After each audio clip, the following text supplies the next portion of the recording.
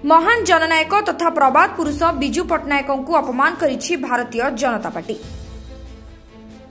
पंचायत राज पाई बिजू पट्टनायक अवदान अनेक रही।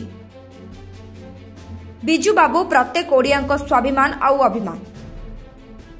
प्रतिवर्ष मार्च 5 तारिख रे बिजू बाबू जयंती उत्सव को पंचायत राज दिवस भाव पालन करा जाउथबा बेले चलित वर्ष सरकार एही दिवस को बातिल करिसेंती। जार प्रतिवाद रे स्थानीय विधायक ध्रुव साहू समेत शह शह बिजू प्रेमी भारतीय जनता पार्टी विरोध में स्वर उठाइबा सह पट्टामुंडाई नगर परिक्रमा करथिले। पट्टामुंडाई बिजू छक निकटरे थिबा बिजू पट्टनायक प्रतिमूर्ति तले शह शह बिजू प्रेमी विक्षोभ प्रदर्शन करथिले। दुर्द स्वाधीनता संग्रामी प्रबाद पुरुष नव उत्कल निर्माता बिजू पट्टनायक जे ओडिया अस्मितार प्रतीक आज तांको प्रति असम्मान करा जायछि।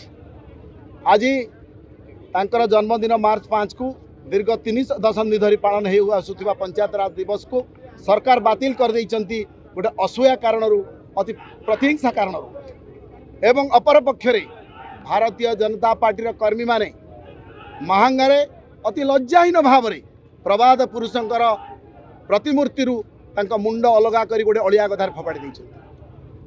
बिजू पट्टनायक को ओडिया माटी रे एक चरम असम्मान प्रतिवाद रे आज आम पट्टामुंडई राजनगरवासी जे बिजू बाबू को भल पाती बिजू बाबू ए माटी थिला तांकर कर्मभूमि तेणु ए माटीर प्रत्येक संतान बिजू बाबू को भल पाती। आज आम समस्ते बिजू बाबू को प्रति होइतिबा असम्मान को प्रतिवाद करिकी राज्य सरकार को चेतई देवा चाहूँ। ओडिया माटी रे बिजू बाबू को कौन असम्मान को ये ओडिया लोक बर्दाश्त करेंगे ना आर आम दृढ़ प्रतिवाद करुचु जो आज आम धारणा बसचु आज ये विक्षोभ प्रदर्शन कर। आज बहुत दुखर विषय आम जेहेतु आम भी नारी आज आगु को आसी पारिछु स्वर्गत बिजू पट्टनायक जेहेतु नारी मान को आगु को आनिबार तांकर जो उद्देश्य और चेष्टा थिला आज ताहा संपूर्ण परिपूर्ण होइछि एवं आगु को भी आमर नवीन पट्टनायक आमर जे सभापति अछन से भी जे नारी मान को 50% करचंती से भी आमर संपूर्ण होइछि। किंतु जो आमर पंचायत राज दिवस पालन करा जाउथिला जो भाव में बंद करा जाइछि सेटा आम मानकर हृदय को बहुत आघात देइछि एवं आज आमर खाली एठी पट्टामुंडाई ब्लॉक नुहे एटा सारा ओडिशा रे समस्त को आघात देइछि कहीं समस्ते आमर बिजू बाबूकर अवदान को समस्ते मन रखिछंती।